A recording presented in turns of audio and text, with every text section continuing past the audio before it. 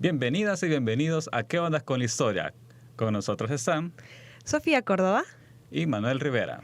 Y el día de hoy traemos un tema súper interesante y creo que está muy acorde a todo lo que se está pasando un poco de moda. Acá sabemos que el país este año acogió el concurso de Miss Universo y todos andamos viendo como que qué ondas, quién va a ganar, los vestidos, los trajes. Entonces nos pareció muy acertado el que hoy hablásemos acerca de la moda y un poco de la historia de la moda, pero específicamente sobre algunas prendas. Así es, justamente elegimos un par de prendas ya que estuvo este evento ya hace no mucho tiempo, la verdad.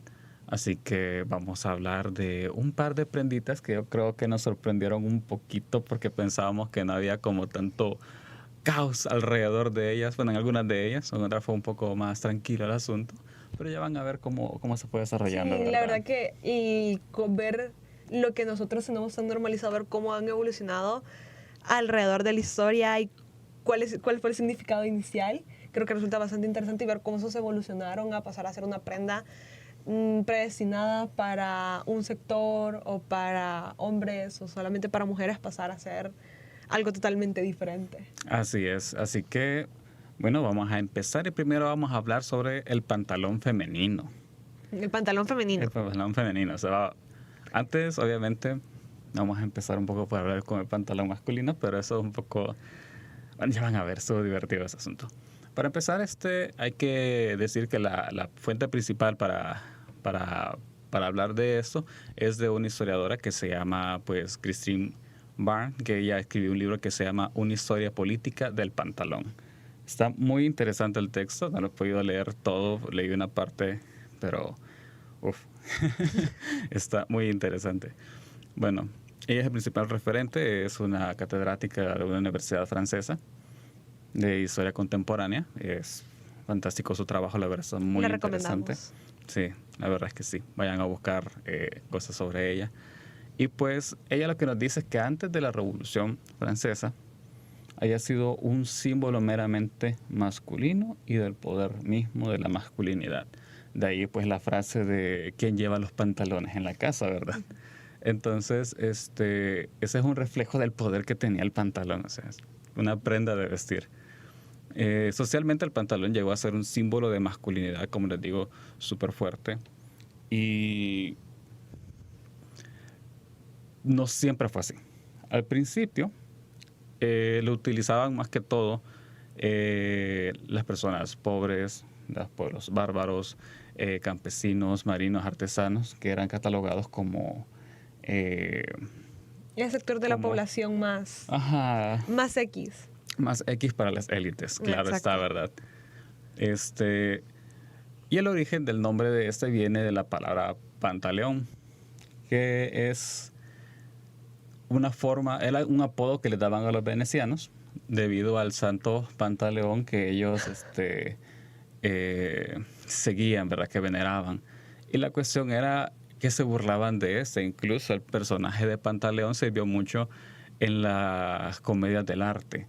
En las comedias del arte ellos hacían como unas caravanas, ellos pasaban en los pueblos haciéndoles el show teatral y todo el asunto. Y el personaje Pantaleón precisamente era como un comerciante, a veces era muy tacaño, a veces era representado como rico y apreciado por las élites, y a veces era presentado como muy pobre, pero siempre como que muy característico el personaje, ¿verdad? Entonces, pero siempre lo ponían como un personaje del cual burlarse, una mofa. Ese personaje, ¿verdad? Era crédulo, era ingenuo, etcétera. Entonces era una forma de verlo como mal, ¿verdad? Entonces era una sátira que había alrededor. Exactamente, era una sátira alrededor de ese tipo de personas, haciendo el apodo de los venecianos. Esto mismo sirvió para popularizar un tipo de pantalón. Estas giras principalmente pegaron en Francia e Inglaterra, en esos territorios.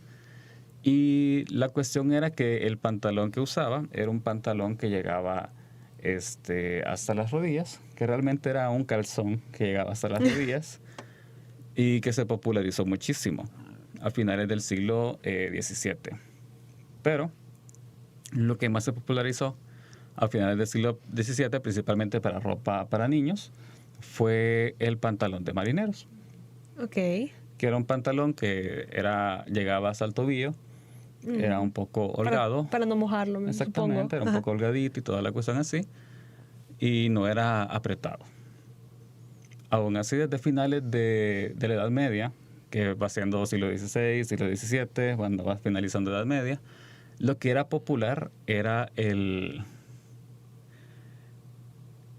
creo que esa palabra es bien extraña porque es francesa, así que... ¿Culotte? el culotte, ajá. Eran los Esas clases de culottes. francés, si Exact- recuerdan el sí, episodio donde no pude decir el nombre del fraile francés, exactamente. hoy sí vengo con mi Pero- francés practicado. sí, Así pero que el culotte, los culottes, exactamente. que por si no se ubican, es ese pantalón que normalmente la gente suele llamar como culote, que cuando lo pueden encontrar así en las secciones de las tiendas. Que no sé qué tanta transformación No sabía podrá- que le decían así en realidad. Sí, en las tiendas, español. un ejemplo, no voy a decir la marca porque no nos sponsorean, pero hay una tienda que es muy famosa por vender pantalones, entonces tienen las secciones divididas. Entonces están skinny jeans, mom jeans y están los culottes. Entonces Ajá. la gente acá le dice culotes. Ok, Pero continuemos. patrocínenos. Sí, por favor, me gusta mucho su tienda. Para que vean, va a ser muy genuino hablar de ustedes. Bueno, la cuestión es de que se popularizaron los culottes. ¿Y cómo eran estos? Y estos se popularizaron justamente en las altas clases, ¿verdad? Porque justamente el pantalón ese que era holgadito de abajo, que llegaba hasta el tobillo, ese era para los trabajadores, los campesinos, etcétera. Pero las élites utilizaban ese culotte, que es este pantalón que llegaba hasta la rodilla, seguido de una media que llegaba hasta la rodilla sujetada con una liga. Ok. O sea, la típica, creo que lo podemos ver un poco en la imagen porque ya creo que si imaginamos un niño del siglo XVII, XVIII, Sí, adultos, más o menos toda esa la idea cuestión. de media y pantaloncito con revuelitos ajá. al final. Incluso, ajá, o el que es liso hasta la rodilla, que a veces tiene como un cortecito, no recuerdo cómo se llama eso, pero tiene como un cortecito, la media hasta arriba. Y Ya comienza a para- ser estilizado. Exactamente. Ya no Muy solo es mero, y creo que justamente creo que con todas las prendas podemos ver eso, que hay un punto en el que dejan de ser una necesidad de, pues, por andar vestido a comenzar a estilizarse. Ah, Ya no yes. simplemente ya no simplemente es como de me tengo que topar, vea, sino que ya llega un punto que hay ciertos extractos sociales que se pueden permitir el estilizarlos. Exactamente. Pero eso, o sea, lo divertido no termina ahí, obviamente, ¿verdad? La cuestión es que para darle todavía más realce, los hombres que utilizaban ese culotte usaban zapatos de tacón alto. ¿Cuál era el motivo de esa vestimenta? Para la época, el pensamiento era que el hombre bello, el hombre guapo, el hombre estilizado debía tener bonitas piernas. Ok. Entonces utilizaba un pantalón, o sea, el culotte apretado, que dejaba la pantorrilla a la vista y se le marcaba la pantorrilla pues con esa media. Y el tacón servía para resaltar un poco más la silueta, ¿verdad? ¿Sabes qué imagen se me viene a la mente? Creo que fue Luis V, el que tiene un retrato en el que está posando y está parado de ladito y con la piernita por fuera Ah, y sí. se le marca la pantorrilla. Hay varias pinturas de la Hay época. varias pinturas de la época que es como que puedes ver a los hombres vestidos de posando, esa forma. Y es Exactamente. con la piernita Exactamente. y pues una pierna muy bonita. Exactamente. Entonces, sí, era una prenda que buscaba erotizar la vestimenta masculina. ¡Ah, me muero! Los colores, todo el asunto, ¿verdad? Todos ahí. Ok. Pero, obviamente, ¿verdad? Eso tenía que cambiar en algún momento. Y esto cambió con la Revolución Francesa. Ujú. Llegada la Revolución Francesa, en un acto de generar como igualdad entre hombres y mujeres, se les permite, debido a que los quienes ganan tienen la victoria en la Revolución Francesa son el grupo esos de los sans-culottes. Ok. Entonces ellos permiten a las mujeres usar pantalón por distintas cuestiones prácticas para la lucha en la Revolución Francesa juntos. pero ellas pues se vestir toda la cuestión, entonces la practicidad que les daba el pantalón y todo ese asunto. Algo interesante comienza- que tiene justamente la Revolución Francesa es el hecho de, bueno, hay una imagen que mucha gente la suele asociar con la Revolución Francesa y no es realmente de la ya época, sé cuál. pero es, olvido el nombre de la obra, pero es esa portada que Cotolé ocupó para su álbum de Viva la Vida, que es la mujer francesa que está con un vestido y está sosteniendo la bandera y atrás hay un grupo de hombres, hay niños, hay Es mujeres. como la libertad liderando al pueblo. Ajá, creo que así se llama. Y Sí. se suele ocupar para hablar de la Revolución Francesa, pero no es acerca de esa revolución, es de algo que pasó antes, pero refleja algo muy interesante en la Revolución Francesa y es que todas las personas estuvieron involucradas a mayor o menor medida. Las Exactamente. mujeres fueron partícipes, los niños fueron partícipes. Fue un movimiento social justamente que incluyó a la mayoría de extractos sociales Sí, exacto. a mayor o menor medida. Entonces la Revolución Francesa no solo es un hecho que viene a alterar el ideario político, sino que también viene de la mano de la moda, porque cambia y marca un antes y un después. Exactamente, ¿verdad? Entonces la Revolución Francesa es la que abre las puertas a que las mujeres puedan usar ese tipo de pantalones. La cuestión es de que los hombres también tienen un cambio en ese momento y es que dejan de usar el culot y cambian para usar el que llamaban pantalón o pantalón, que era ese pantalón de marinero. Ok. Entonces cambian a ese pantalón un poquito más holgado, ya no marcan la pierna como antes, ya no tienen esa Ya no se cuestión. erotizan. Exactamente, ya no se buscan erotizar porque... Ya pasó de exactamente. moda, ya el contexto Ya. es diferente. Exactamente. Vienen y la mujer comienza a usar ese pantalón, ¿verdad? La cuestión es de que viene a generar esto, algo que se le llama la confusión de género. La confusión de género, o sea, cuando lo leí así, en el primer momento lo que se te ocurre es que tenían el miedo de que se les antojara el compadre, pero no, ¿verdad? No era eso, sino que era la intención, el problema era que también había una cuestión del trato de poder. Ok. Entonces, es entender lo siguiente. En una cuestión de la vestimenta, el poder y lo que representa la vestimenta, la mujer al vestirse como hombre, según una época, elevaba su estatus. Ok. Caso contrario, si un hombre viste como mujer, lo degrada. O sea, comienza esta cuestión que era un miedo latente desde la Edad Media, la cuestión de la vestimenta, la confusión de este poder entre géneros representativo, simbólico, la forma en que lo queramos ver. Y a causa de esto, pues también vienen ciertas cuestiones como a finales del siglo XVIII, allá en 1795, comienzan una cuestión de unas restricciones a que las mujeres no usen Pantalones. pantalones, pero le dicen como que no usen ropa masculina, como que no usen ropa que no sea de su sexo. Acorde a. Ajá, y todo eso, ¿verdad? Y luego lo viene a reforzar todavía más Napoleón, que empeora esas condiciones. Pero si ya hablamos un poquito de Napoleón, pues Napoleón estaba en contra de que las mujeres usaran pantalón. ¿Por qué no me sorprende? Sí, la verdad es que... Ajá. Napoleón es un personaje muy curioso. Sí, o sea, está metido en muchas cosas, O sea, hasta sí, en la moda. O sea. sí, Napoleón creo que es de esas personas que en la historia, cuando nos sentamos a ver, está en todo y en nada.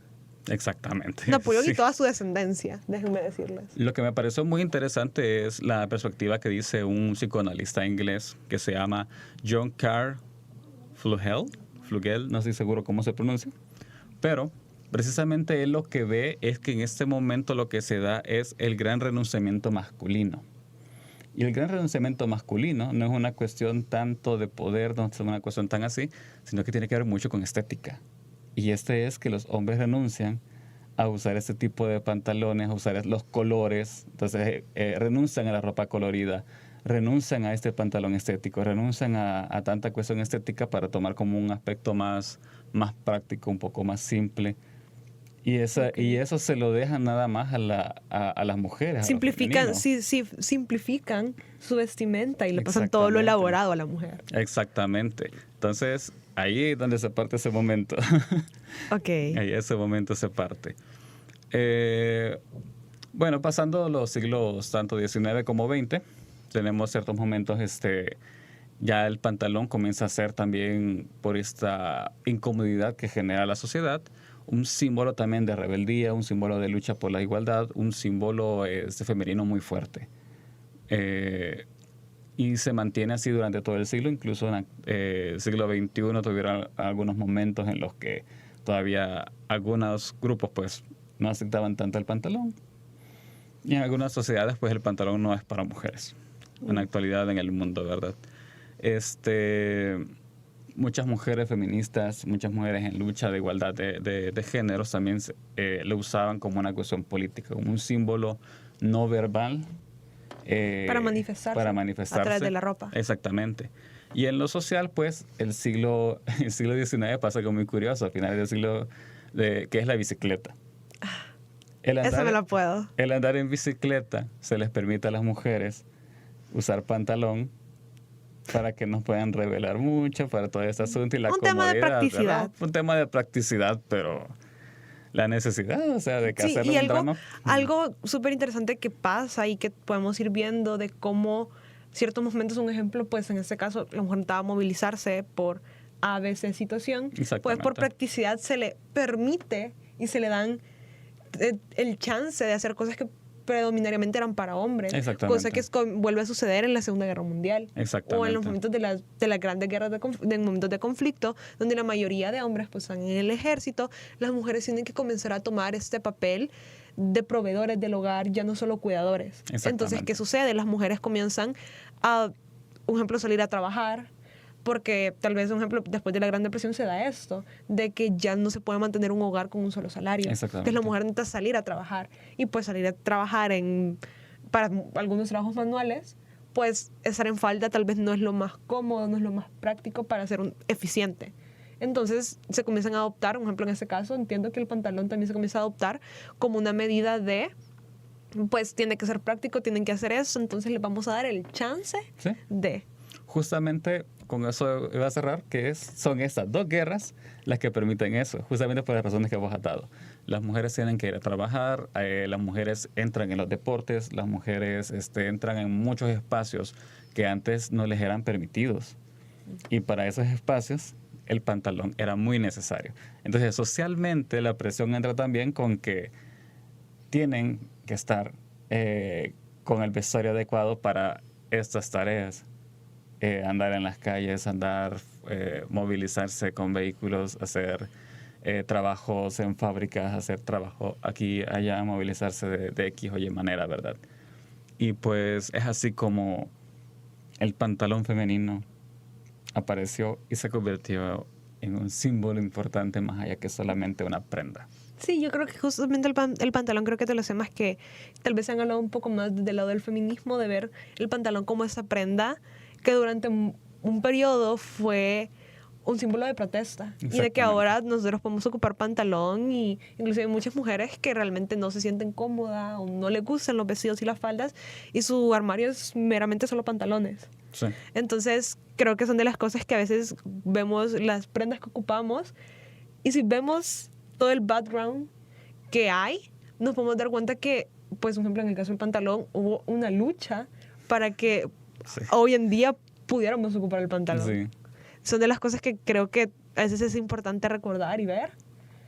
Y cómo el mundo ha cambiado y cómo seguimos cambiando. Sí. La verdad es que es muy interesante el tema.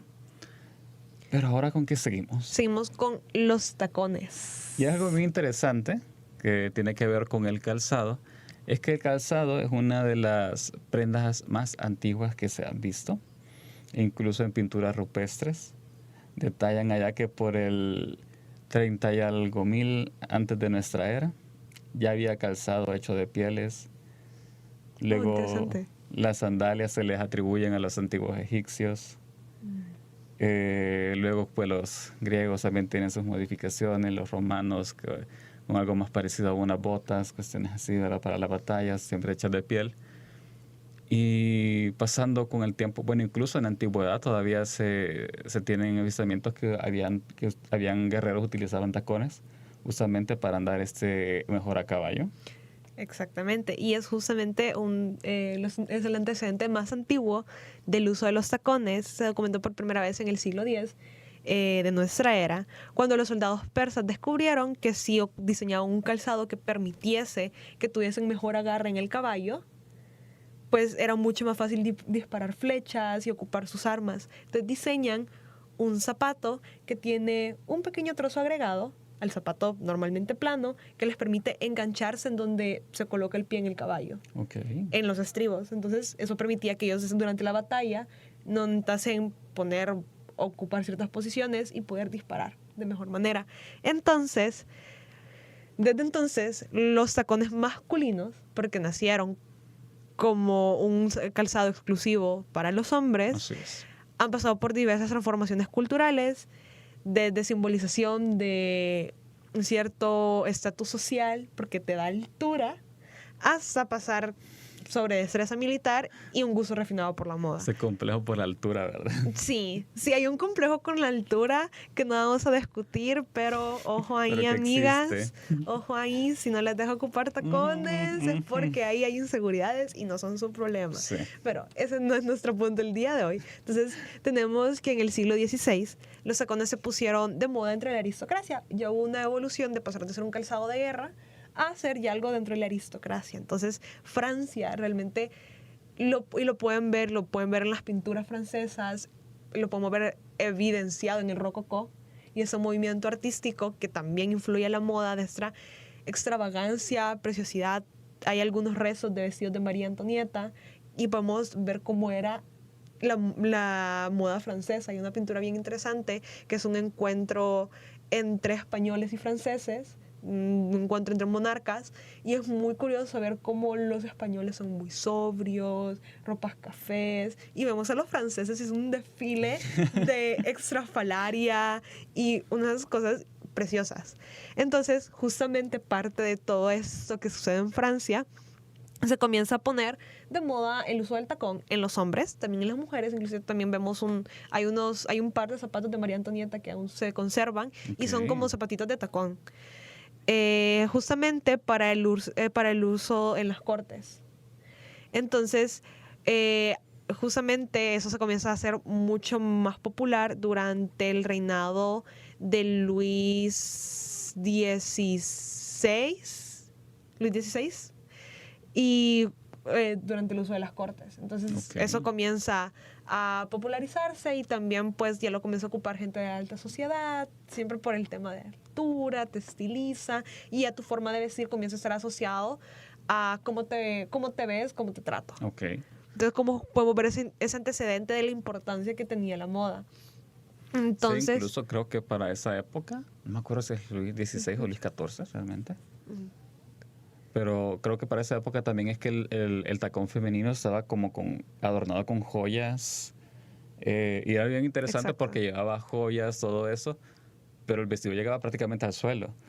O sea, los tacones nadie te los iba a ver. Ajá, nadie los iba a ver. Pero acá no perdemos ni un detalle. Exacto. Entonces, para el siglo XVII, para el siglo XVIII,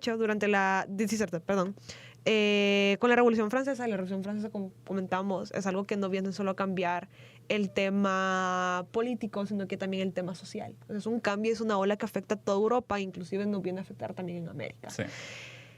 Obviamente también influyó a la forma de vestimenta. Entonces, ¿qué sucede con la Revolución Francesa? Se comienza a dar un rechazo a todo lo que se representaba en la aristocracia francesa. Entonces, la gente está harta de los monarcas. Entonces, todo lo que representa esa estrafalaria de esa clase aristocrática de la monarquía se comienza a repudiar. Entonces, se comienza a hacer un poco más sobrio la vestimenta, ya no se ocupan tacones o se ocupan en menor medida por ese rechazo. Entonces, también la vestimenta del hombre se volvió un poco más práctica porque ya no era tan cómodo el ocupar tacones y tenías que dedicarte a trabajos manuales. Sí. Entonces, los tacones los volvemos a encontrar nuevamente en el siglo XIX. Pero esta vez ya incorporados para el vestuario femenino, porque después de la Revolución Francesa hubo una brecha en la que los tacones se veían, pero estaban en ese proceso de cambio. Algunas mujeres de la aristocracia lo seguían ocupando, pero quedó como que un poco olvidado. Pero ya en el siglo XIX se retoman. Esta vez, como durante la época victoriana, vino a influir un poco en la estilización de la mujer y cómo la mujer se tenía que ver. Pero también dentro de la época victoriana estuvo mucho esta idea de ser muy recatados, de ser muy conservadores. Entonces como que el tacón todavía sería como una prenda un poco transgresora. Entonces estaba ahí, pero no era tan común. No era algo que se ocupase, pero normalmente se ocupaban como zapato planito. Pero esto cambia ya en el siglo XX, donde ya en la década de los 30 la moda bien evoluciona, cambia totalmente, tenemos influencias de otros tipos y el tacón viene y resurge. Y diferentes diseñadores... Ya apareció para quedarse, dicen. Y aparece para quedarse. Y justamente uno de los constantes al momento de investigar que aparece es Salvatore Ferragamo. Y lo tengo que decir así porque si no digo Salvatore Ferragamo, no tiene la misma gracia. Comienza a experimentar con el calzado. Entonces a él se le atribuyen como la idea del tacón que nosotros tenemos en la actualidad. Entonces ya se comienza a popularizar tacones de diferentes estilos, de diferentes tamaños. Y durante la posguerra, el tamaño de los tacones incrementa, que es algo súper interesante, que se puede hacer una comparativa de cómo eran los tacones antes de la guerra y cómo se ven después de la guerra.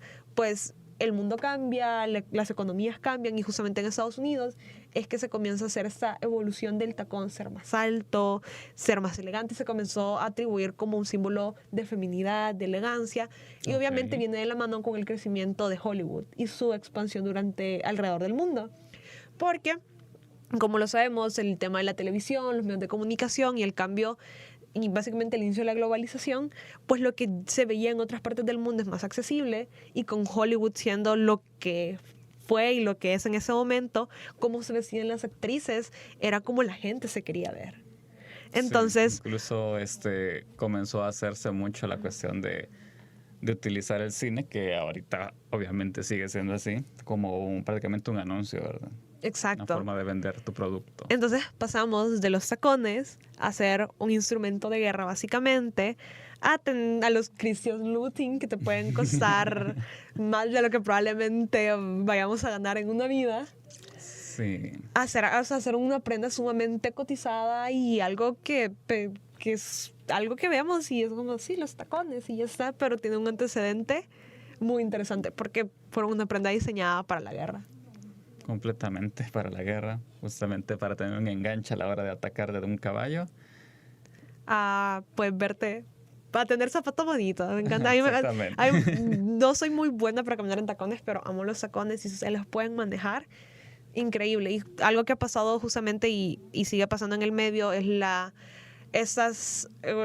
tacones no tuvieron un momento tan marcado de cambio como lo tuvieron los pantalones, de pasar de ser una prenda exclusivamente para mujeres y hubo un corte de que los hombres lo dejaron de ocupar, pero no fue tan radical, fue un poco más armónico, lo podemos decir. Sí, entiendo que incluso que en los 60 se vuelve una prenda más común en ver en hombres. Sí, justamente va pasando eso de que se va haciendo un poco más armónico ese cambio. Durante los 60 podemos ver en esta época disco, esos tacones como botitas. Exacto. Y tienen un tacón un poco más pequeño, pero tienen tacón, ¿cierto? O sea, podemos ver a los Bee Gees ocupando tacones. Exacto.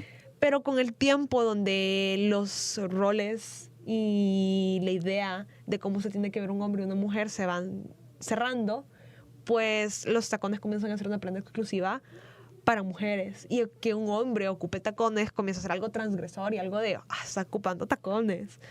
Y hay muchos artistas durante los años 80, 90 que vienen y son un poco transgresores o se les considera transgresores por ocupar cosas que son estereotípicamente para mujeres en sus performances, en conciertos o como parte de su estética. Muy baja. Sí, muy baja. Y creo que actualmente estamos en una ola de transformación de la moda muy interesante. Sí. Y creo que estamos en un punto que creo que dentro de unos 5 o 10 años vamos a hablar de cómo la pandemia, TikTok y esos nuevos medios de comunicación masivos vinieron a revolucionar totalmente la moda. Sí. Y justamente algo así está pasando con el maquillaje. que el maquillaje tiene un origen en civilizaciones antiguas. Por ejemplo, se han encontrado antecedentes del maquillaje en Egipto, donde los egipcios ocupaban materias naturales como el hollín o la malachita, inclusive la cera de abeja, para ocupar como labial, para maquillarse. Inclusive podemos ver algunas, creo que es Nefertiti, un busto de Nefertiti que ha sobrevivido, pues se le ve que sí está ocupando maquillaje. Sí, es cierto. Entonces, hay antecedentes del uso de maquillaje en los egipcios, así también como en Grecia y en Roma, el maquillaje era popular entre hombres y mujeres. Se ocupaban polvos, aceites para lograr una piel más pálida. Las mujeres ocupaban ciertos pigmentos naturales para labios y mejillas. Inclusive, de este lado del mundo, hay ciertas investigaciones que apuntan que la cochinilla, que es un elemento que inclusive en la actualidad es un pigmento rojo que en la actualidad se sigue ocupando para sombras y para labiales, algunas civilizaciones lo ocupaban tal vez no como meramente algo estético, pero sí como pintura facial o pigmentar labios. Lo que estuve leyendo, investigaciones arqueológicas, algunas decían que sí lo trataban como maquillaje, otros lo trataban más como pinturas faciales, así que todavía no hay como una línea clara, pero sí se ocupaban ciertos pigmentos naturales para el uso facial, ya sea para motivo estético o para algún motivo religioso, no lo sabemos, pero el maquillaje tiene un antecedente, lo que podemos decir contando como maquillaje tiene un antecedente súper antiguo. Durante la Edad Media, el maquillaje perdió su popularidad en gran parte de Europa, debido, obviamente, a la influencia de la Iglesia, que consideraba eso como inmoral. Pero, sin embargo, en algunas culturas orientales, como China o Japón, en la India, el maquillaje comienza a tener un gran poder. Mientras que en Europa están en la Edad Media, que no quiero recalcar que algún día vamos a hablar de eso. La Edad Media no fue una época oscura, no fue una época de estancamiento. Y no fue una época que todo el mundo fue la Edad Media. O sea, si bien en Europa había mucha influencia de la Iglesia, no fue el mismo caso para Asia. Y en Asia el maquillaje comienza a tomar mucho poder y mucha importancia. Y ya podemos comenzar a ver como ideas muy parecidas a las geishas, el uso de las pinturas faciales, de básicamente transformar todo tu rostro por medio del uso de ciertos elementos naturales. Exactamente. En el Renacimiento esa tendencia cambió y el maquillaje volvió a ser apreciado. Las mujeres de la alta sociedad europea buscaban tener una tez clara y utilizaban polvos y plomo para lograrlo. Sí, es cierto. Entonces se da, y hay mucho maquillaje, inclusive hasta los años 60, que tenía plomo.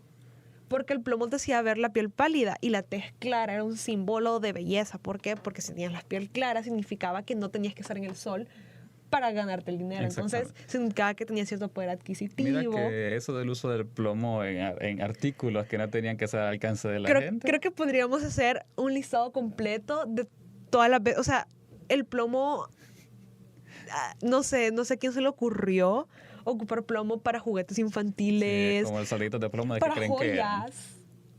O sea, porque brillaban en la oscuridad y era una cosa radioactiva que probablemente mató a mucha gente de cáncer. Sí. Pero regresando a... Les decimos, de verdad, hay muchas cosas con las que se puede radiar. Sí. Y ya lo aprendimos en un episodio. Pero ya para el siglo XVIII, siglo XIX, en Europa el maquillaje se volvió mucho más elaborado para las sociedades europeas. Y las pelucas, los polvos de arroz eran mucho más comunes. Lo podemos ver en muchos monarcas también, con sus pelucas y toda esa vestimenta súper estrafalaria. Pero como siempre nuestra amiga la reina Victoria viene a poner de luto a toda Europa y a influenciar toda una época, y con esa época se favorecía más un aspecto más natural, más recatado. El maquillaje siempre se ocupaba, pero ya no tanto como para que se notase que se usa maquillada, era más como para verte más natural, este tema más de ese conservadurismo victoriano. Pero esto cambia radicalmente con el siglo XX. Pues el maquillaje se comienza a popularizar, uno por Hollywood, ver el cine en Europa, pues antes que Hollywood fuera algo totalmente internacionalizado, Europa ya tenía sus bases de cine un poco más sentadas, en Italia, en Alemania, por ahí España haciendo cositas. Entonces se comienza a popularizar el uso del el lápiz labial rojo, ojos brillantes. Y durante los años 60 se vino a transformar el maquillaje de algo un poco más sobrio, de tonos más oscuros, a ya colores mucho más fuertes, tonos azules, rosados, y hacer un poco más transgresor. También Ok. dentro de esta búsqueda de los años 60 de la libertad de expresión y vestirte como vos querás. Y ya es en la actualidad de que el maquillaje actualmente es una industria de miles de millones que ha pasado, y creo que actualmente a mí me encanta el maquillaje y soy una fanática del maquillaje, ha cambiado de ser un producto ya no solo exclusivo de mujeres, sino que ya muchas marcas no hacen la distinción y ocupan modelos hombres, se incluyen a hombres en sus campañas, se comienza a hacer la idea del maquillaje para todos, porque justamente acá sucede algo muy parecido que con los tacones. El tema del corte entre que los hombres dejaron de ocupar maquillaje y las mujeres se comenzó a dar únicamente para ellas, también va siendo muy poco a poco. Entonces hay un punto en el que simplemente se dejó de ocupar y se le comenzó a formar la idea de que el maquillaje es para mujeres y quedó tan marcada que los hombres nunca lo volvieron a ocupar. Entonces volvemos Se nuevamente. vuelve muy interesante eso, como con los pantalones, que se deja todo el estilo, toda esa cuestión para algo más sobrio, porque el hombre tiene que ser así y la mujer es la que se le permite todo eso, ¿verdad? Exacto, y al final siento que también es como un poco triste porque pues limita al hombre su expresión a través de su ropa, pero a la vez también da la carga a toda la mujer de tener que ser casi que un objeto y verte bonita siempre. Exactamente, como que cargas con el peso de que todo eso es para ustedes, tienen que usarlo, y los hombres es como que no, tenés que medir Tenés que ver cómo tu- te ves, tenés tu que ser más apariencia, o sea, recatado. ajá, exactamente. O sea, el hecho de que haya tanto peso sobre la apariencia me parece absurdo. O sea, No, es que es un chiste mal contado eso. exacto. Y creo que actualmente, con muchas influencias que se están teniendo actualmente, eso está cambiando y la moda está cambiando un puño, igual que el maquillaje. Actualmente tenemos marcas como, creo que la primera que se me viene a la mente es Rare Beauty, perdón. Esa marca de Selena Gómez, que es una marca súper increíble, de que viene a crear maquillaje muy como para todos, que el maquillaje no tiene que ser para taparte, sino para divertirte. Al final es algo que al final del día te lavas la cara y se va. Sí, el maquillaje es para sentirse bien. Ajá, o sea, el maquillaje lo tienes que ocupar si te gusta, si no, para jugar, para divertirte, y al final la ropa también. O sea, es algo que si no te gusta, te deja de quedar, te lo quitas, te compras una talla más grande y ya está. Entonces, poco a poco, creo que el mundo va evolucionando a ser mucho más abierto. Exacto, incluso si le llegan a decir que el pantalón es muy pegado y se le ven mucho las piernas y todo eso, recuérdense que eso lo inventaron los hombres. Exacto. Para ellos, para nosotros, exactamente. Exacto. Pero la idea era esa.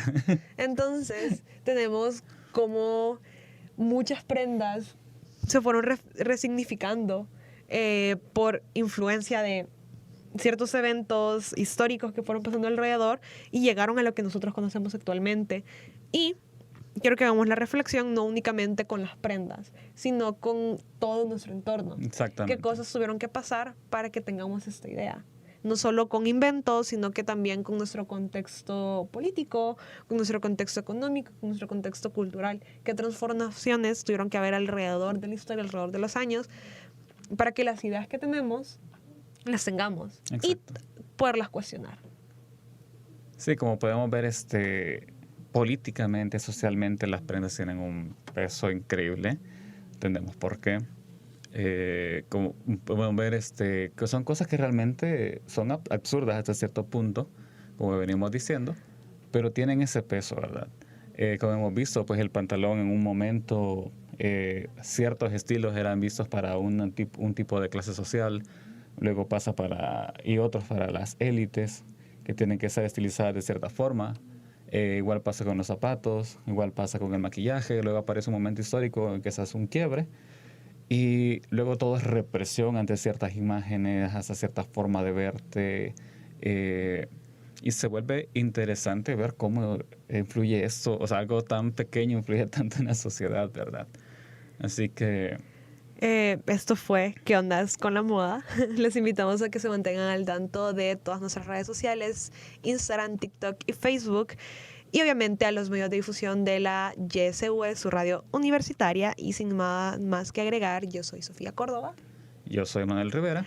Pero no olviden que Quien no conoce su historia está condenado a confundir hombres y mujeres porque ahora todos ocupamos pantalones.